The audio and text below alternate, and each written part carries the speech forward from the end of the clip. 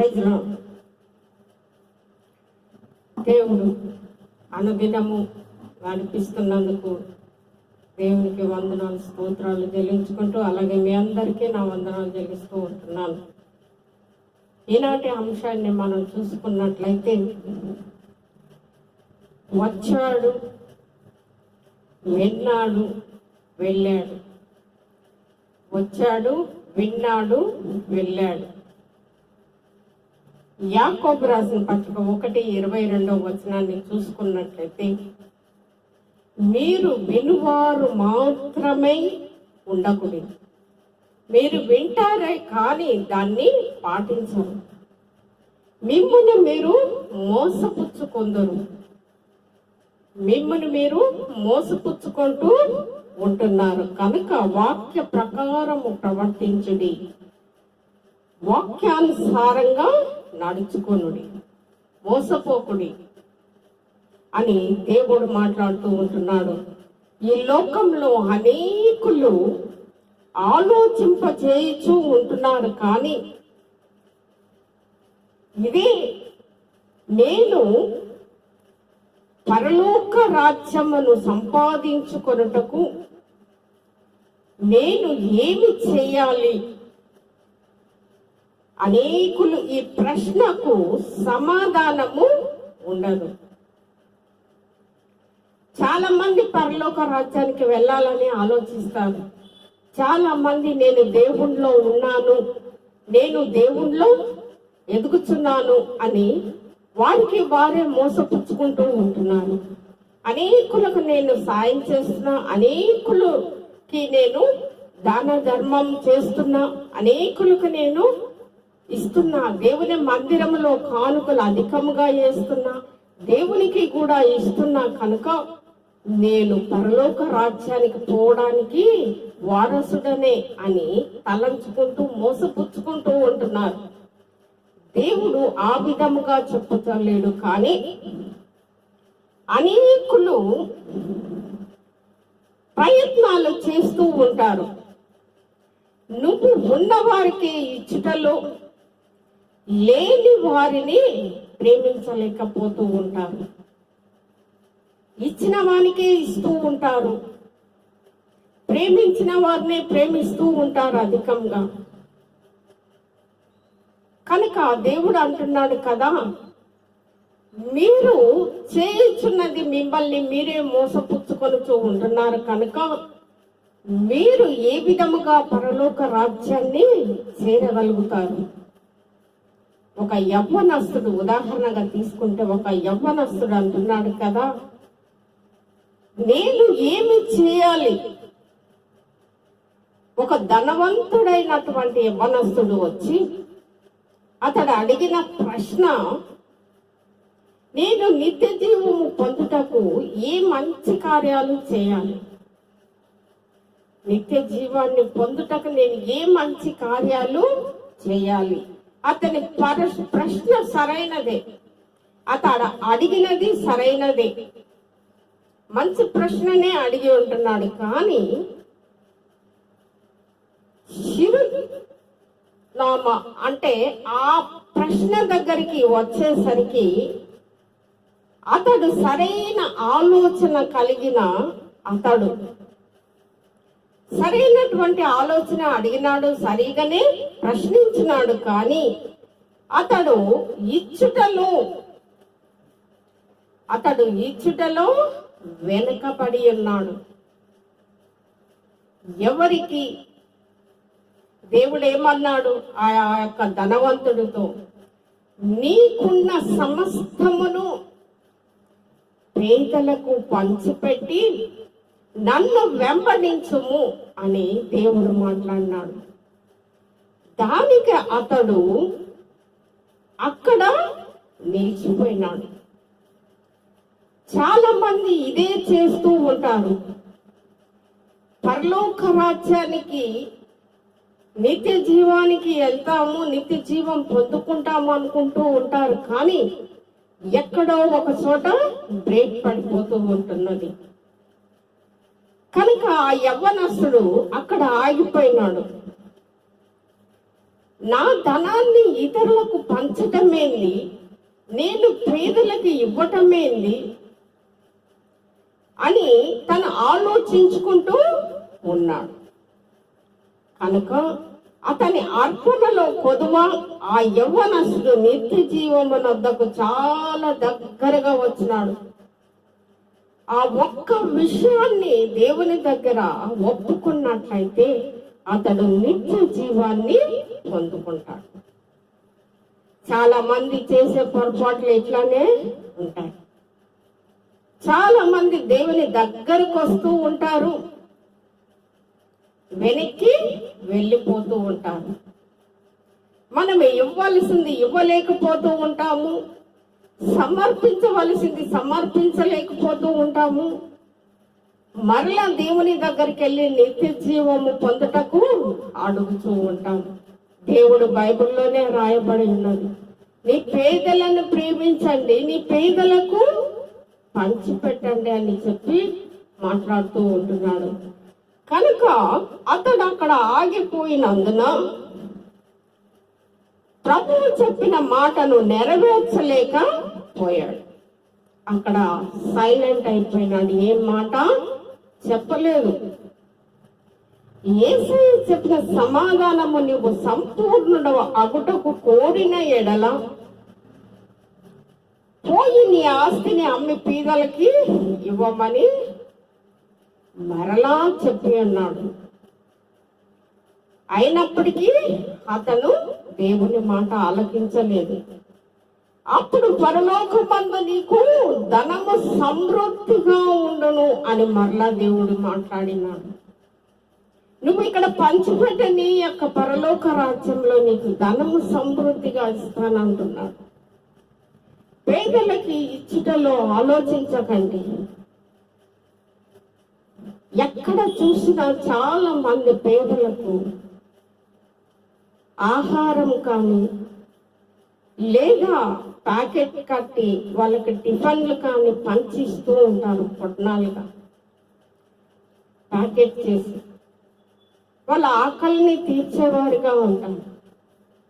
వారి ఆహారమును వస్త్రమును వారికి దయచేయండి. వారు ఎదురు చూచుతూ ఉండరు అని దేవుడు చెప్పినటువంటి మాటలను వారికి అర్థం కాకపోవచ్చు. చాలా మందిని నేను నాగపట్నంలో చూసి ఉంటున్నా. అదొక హిస్టారికల్ ప్లేస్, పెద్ద ప్లేస్ అయి ఉంటుంది. చాలా మంది కుష్ఠ రోగులు, నడవలేనటువంటి వారు అక్కడ ఉంటూ ఉంటారు. కనుక చాలా మంది ఉన్నత స్థితిలో ఉన్నటువంటి వారు బ్రెడ్ కానీ బాక్సులలో ప్యాక్ చేసుకొచ్చి ప్రతి వారికి పంచి పెడుతూ ఉంటారు.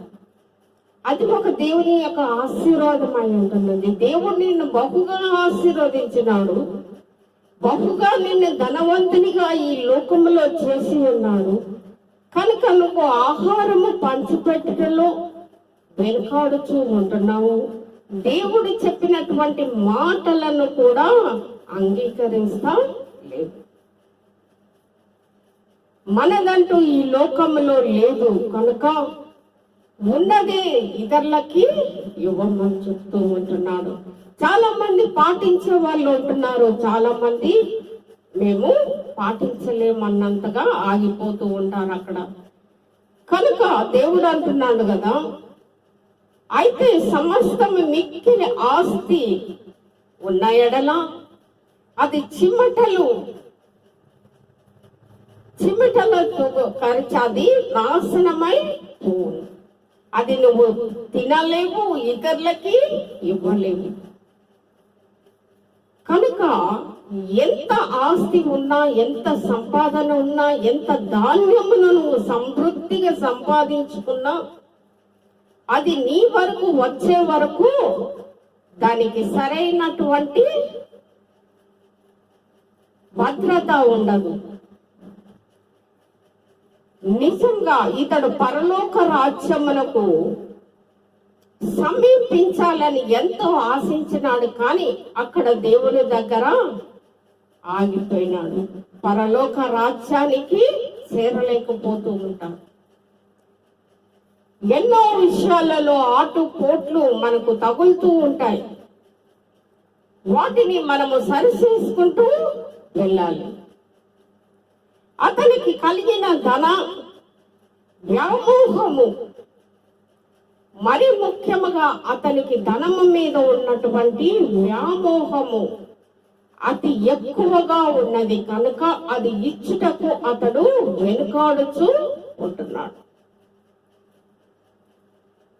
తనకు ఉన్న దానిని అతిగా ప్రేమిస్తూ ఉంటున్నాడు, ధనాన్ని.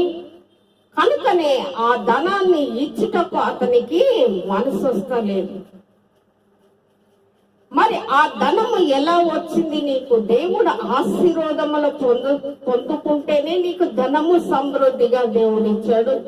నిన్ను ఉన్నత స్థానంలో నిలబెట్టి ఉంటున్నాడు.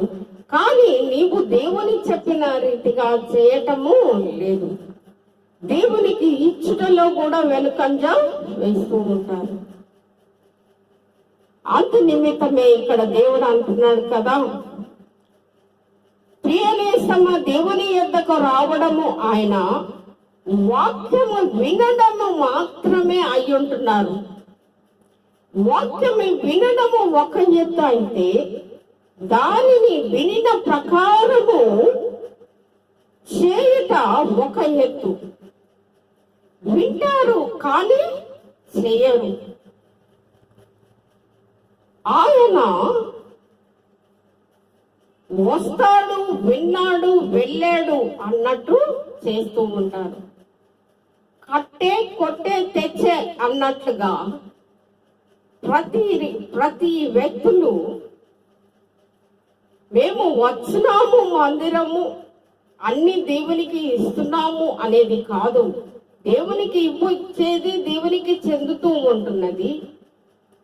పేదలకు ఇచ్చేది పేదలకు ఆశీర్వాదకరంగా ఉంటున్నది. ఏమీ లేనటువంటి వారు అనాథలుగా మిగిలిపోతూ ఉంటూ ఉంటారు. అలనాడు దేవుడు ఎంతో మందిని ప్రేమించినారు. అట్టి వారు కుంటివారు కావచ్చు, గుడ్డివారు కావచ్చు, నడవలేని వారు కావచ్చు. అట్టి వారిని పోషించుటకు వారి గృహంలో వారికి ఎంతో కష్టమై ఉంటున్నది. కనుకనే వారు వీధులలో అడుక్కుంటూ ఉంటారు. ఇంట్లో చూడనప్పుడు వీధులలో అడుక్కుంటూ ఉంటారు. కానీ దేవుడు అంటున్నాడు, నా యొద్దకు రండి, నేను మిమ్మల్ని స్వస్థపరిచే దేవుడినై ఉన్నాను. నా ఎడల మీకు సంతోషము సమాధానము కలుగును. నేను స్వస్థపరుస్తానని దేవుడు ప్రతి ఒక్కరిని కూడా విడిచిపెడతలేడు. కానీ ప్రతి ఒక్కరిని కూడా హత్తుకొని వారిని స్వస్థపరిచే దేవుడై ఉంటున్నాడు. మనుషులు ఇంటిలో భారము కావచ్చు, కానీ దేవుడికి మనము భారము కానేరు. దేవునికి భారము కాము. ఆయన మనల్ని ప్రేమిస్తూనే ఉంటున్నాడు. నువ్వు ఏ స్థితిలో ఉన్నప్పటికీ, ఏ అనారోగ్య స్థితిలో పడిపోయినప్పటికీ, నీ యొక్క కుటుంబము నిన్ను అసహించుకొనుచున్నప్పటికీ దేవుడు నిన్ను దగ్గరుండి చూసుకునే దేవుడు అయి ఉంటున్నాడు. అలాంటి దేవుని కొరకు మనము ఏదైనా చేయగలం. ధనం విషయాలకు వచ్చినట్లయితే ఆగిపోకడి. పేదలను, కొంటి వారిని, గుడ్డి వారిని ప్రేమించండి, అటు వారికి సహాయము చేయమని దేవుడు బైబిల్ గ్రంథంలో రాసి ఉంటున్నాడు. అందుకోసమే నిత్య జీవము పొందుటకు నువ్వు ఇలా చేసినట్లయితే నిత్య జీవము పొందుటకు నువ్వు అర్హుడవు. చాలా మంది ధనాన్ని ఉంచుకుంటారు, కానీ ఖర్చు పెట్టాలంటే చాలా కష్టపడుతూ ఉంటారు. పేదలకి అంటే ఎంతో సంతోషం, దేవుడు ఆశీర్వాదాలను మీరు పొందుకుంటూ ఉంటారు. కుష్టి రోగులను చూసినట్లయితే ఎంతో మంది దూరంగా వెలివేస్తూ ఉంటారు. అదే కుష్టి రోగుల మధ్య కూడా మేము సేవ చేసి ఉంటాం. అలా చేసినప్పుడు వారి యొక్క ఇది మనకు వస్తుందని చాలా మంది అనుకుంటారు. కానీ దేవుడు కుష్టి రోగులను కూడా బాగు చేసినాడు. అతని హస్తములతో తాకి బాగు చేసినట్లు మనం చూస్తూ ఉన్నాం. కనుక అలాంటి వారికి కూడా సహాయం చేసేవారిగా ఉన్నారు. అలాంటి వారిని ఇంట్లో కూడా ఉంచరు, ఎంతో దూరంగా వెలివేస్తూ ఉంటారు. కానీ దేవుడు ఎవరిని వెలివేస్తలేడు, ఎవరిని తోసిపురుస్తలేడు. అందరినీ సమానంగా చూసుకుంటూ ఉంటాడు. ఈ లోకం వారికి ఈ పోకడలన్నీ, ఈ లోకంలో అన్ని విధాల ఆలోచిస్తూ ఉంటారు.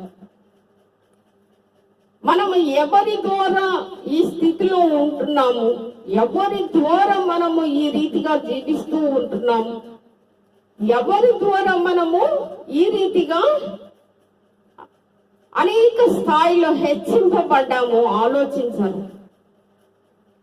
ఒకళ్ళను చూస్తే లేని వారిని దూరంగా పెట్టేస్తూ ఉంటారు. దేవుడు అలాంటి వారిని దగ్గరకు తీర్చే దేవుడు అయి ఉంటున్నాడు. ఎవరిని భేదం అనేది లేకుండా ప్రభువు మనల్ని చూస్తూ ఉంటాడు. లోకంలో అనేకమైనటువంటి వారు ప్రజలు జీవిస్తూ ఉంటున్నారు. ఒక్కొక్క మనిషికి ఒక్కొక్క ఆలోచన, ఒక్కొక్క తలంపులు కలిగి ఒక్కొక్కరికి ఒక్కొక్క రీతిగా ఎదుగుతూ ఉంటున్నారు. మొన్న చూసినట్లయితే ఘోరమైన ఘటనే, కానీ అతనికి అంత దొరికొద్ది ఎలా పుట్టిందో కానీ అలాంటి వ్యక్తులు కూడా జీవిస్తూ ఉంటున్నారు. క్రూర మృగాల మధ్య మనం జీవిస్తూ ఉంటున్నాం. కానీ ఎప్పటికైనా అలాంటి వ్యక్తులు దేవుడు పట్టించక తప్పడు. అతడు ఎంతకాలము నుండి ఆ రీతిగా ఉంటున్నాడో మనుషులకు తెలియదు. కానీ అలాంటి వారిని పట్టించేది కూడా దేవుడే. కనుక సమయము దగ్గర ఉన్నప్పుడు, సమయము వచ్చినప్పుడు పాపులను దేవుడు పట్టించే దేవుడై అంటున్నాడు. సరైన సమయంలో తగిన శిక్షను కూడా విధించేది దేవుడై అంటున్నాడు. కనుక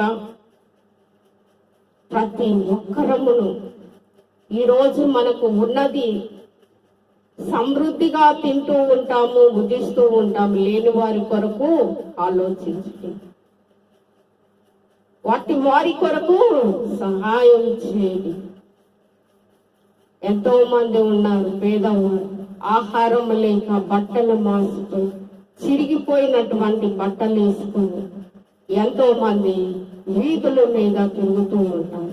అటువంటి వారిని కూడా వదలనటువంటి పైశాచికమైనటువంటి వ్యక్తులు కూడా ఈ లోకంలో మనం చూస్తూ ఉంటున్నాం. కనుక అలాంటి వారికి సరైనటువంటి మరి దెబ్బ కొట్టే దేవుడై ఉంటున్నాడు. సరైన శిక్షను కూడా విధించేది కూడా ఆయనే ఉంటున్నాడు. మానవుల మాత్రం నిమిత్తమే మనము ప్రార్థించే వారిగా ఉందాము. అలాంటి వారికి కఠిన శిక్షలను విధించినట్లు దేవుడు దగ్గరుండి ప్రతి న్యాయాన్ని తీర్చే దేవుడై ఉంటున్నాడు. కనుక పేదలను కనికరించుడి అని దేవుడు మాట్లాడిన రీతిగా ప్రతి ఒక్క బిడ్డ అటు వారి కొరకు ప్రార్థిస్తాం. లోకంలో జరుగుతున్న అన్యాయము అక్రమాలను అరికట్టుటకు మనము స్త్రీలమైనటువంటి మనము అనేక బాధ్యతగా మనము ఎన్నో రీతిలుగా ప్రార్థించే వారిగా ఉండాలి. కనుక అలాంటి కృప దేవుడు మనకి ఎల్లప్పుడూ నడిపిస్తూ మరి దేవుడు మనల్ని భద్రపరిచే నడిపించే దేవుడై అంటున్నాడు. కనుక ప్రతి విషయంలో ఏమారిపోక ప్రతి ఒక్క బిడ్డను ఆయన హస్తములతో కప్పి మనల్ని ప్రతి యవ్వన బిడ్డల్ని కాచి కాపాడే దేవుడై అంటున్నాడు. కనుక మన ప్రార్థనలో బలమైనటువంటి ప్రార్థించే వారిగా ప్రతి ఒక్క పాపులను మరి దేవుడు పట్టించేవాడై ఉంటుండగా అట్టి వరకు వారి కొరకు మరి చనిపోయిన బిడ్డల కొరకు మనము ప్రార్థించే వారిగా ఉన్నాం. అలాంటి కృప దేవుడు మనకు దయచేయను గాక. ఆమేన్. ప్రార్థిస్తాం. పరిశుద్ధమైనటువంటి మా పరలోకపు తండ్రి, నీ పాదములకు వందనములు, స్తోత్రం ప్రభువా.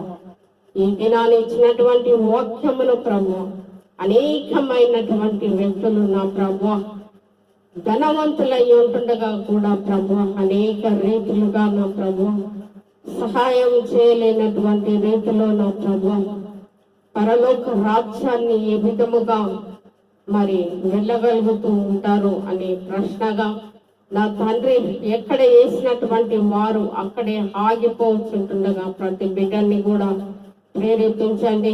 జ్ఞానాన్ని దయచేసి మరి ఏ లోకం శాశ్వతము కాదు, ఉన్నంతలో ప్రభువా ఇతరులకు పేదవారికి గాని ప్రభువా దిక్కుమాలిన వారికి ప్రభువా కంటి చూపు లేని వారికి ప్రభువా ఇటు వారికి సహాయం చేయటంలో వారి హస్తములను చాచి మరి ఇచ్చుటలో మరి నీ ప్రేరేపణ కలిగించమని ప్రార్థిస్తూ ఉంటున్నాం. లోకంలో అనేక రీతిలుగా ఎన్నో గందరగోళముల మధ్యలో మేము జీవిస్తూ ఉంటుండగా నీ కాపుదల భద్రతను ప్రతి ఒక్కరికి దయచేయండి ప్రభువా. అవును తండ్రి నాయన, ఎక్కడ ఏమి జరుగుతున్నదో మాకు తెలియదు కనుక నా ప్రభువా అట్టి రహస్య స్థలాలలో నీ ఆత్మను నీ దేవతలను నడిపించమని ప్రార్థిస్తూ ఉంటున్నాను. అట్టి క్రూరమైన మృగాలు ఎన్నో లోకంలో తిరుగుతూ ఉంటున్నాయి కనుక అట్టి వాటి అన్నిటినీ కూడా నా తండ్రి అంతం చేసే దేవుడివి కనుక ప్రతి విషయంలోనూ నువ్వు నా తండ్రి మానవుల కంటే అద్భుతమైన రహస్యాలను నా ప్రభువా కనుగొనే దేవుడివి కనుక ప్రభువా రహస్యమైన చోట నా ప్రభువా ఎక్కడ ఏమి జరుగుతున్నదో వాటన్నిటిని పరిశీలించి నాయన తగిన సమయంలో తగిన రీతిగా బుద్ధి చెప్పుటకు పట్టించుటకు న్యాయము తీర్చే దేవుడివి కనుక ప్రతి విషయంలోనూ న్యాయం తీర్చి ప్రభా ఇలాంటి వ్యక్తులు నా ప్రభా ఇంకా జరుగుతూనే ఉంటుండగా నా ప్రభా ఇది ఎంత అంతకాలంలో జీవిస్తూ ఉంటున్నాం కనుక ప్రభా ప్రతి ఒక్కరిని గద్దించమని ప్రార్థిస్తూ ఉంటున్నాను. ప్రతి చిన్న బిడ్డను కూడా వదిలిపెట్టకుండా నా ప్రభువా ఎంతో క్రూరంగా మృగాలుగా ప్రవర్తిస్తూ ఉంటున్నారు. ఈ యొక్క ఉద్యోగాలు యవన బిడ్డలకు ఉద్యోగాలు లేనిదా నా ప్రభువా అనేకమైనటువంటి వాటికి పాల్పడుతూ అనేక రీతులుగా వారి జీవితాలను నాశనం చేసుకొని అన్ని రీతులుగా బాధలకు గురి చేస్తూ ఉంటుండగా నా ప్రభువా జ్ఞాపకం చేసుకోండి. ప్రతి యవన బిడ్డలకు చదివిన బిడ్డలకు ఉద్యోగంలో దయచేసి అనేక రీతులుగా నా ప్రభువా ఈ లోకాన్ని సరిచేసి సరైనటువంటి మార్గంలో నడిపించమని మా ప్రభు మా రక్షకుడైన యేసుక్రీస్తునామమున పెట్టాలి వేడుకొనుచున్నాం తండ్రి. ఆమేన్. ఈ దినాన్ని విన్నటువంటి వాక్యము ఇతరులకు షేర్ చేసి సబ్స్క్రైబ్ చేసి లైక్ చేసుకోమని మరొక్కసారి మీ అందరి కొరకు ప్రార్థిస్తూ ఉంటాం. ఆమేన్.